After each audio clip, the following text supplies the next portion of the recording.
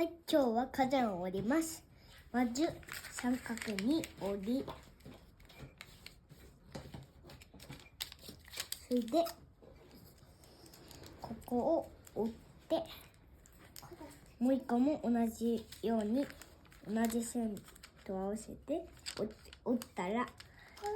ょっと開いて、もう一個の折り紙を出して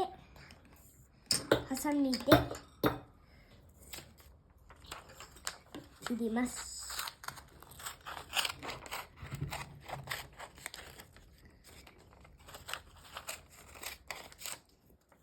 もう一個も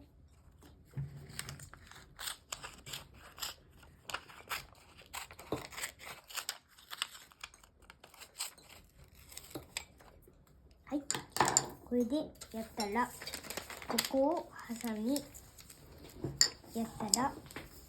完成です。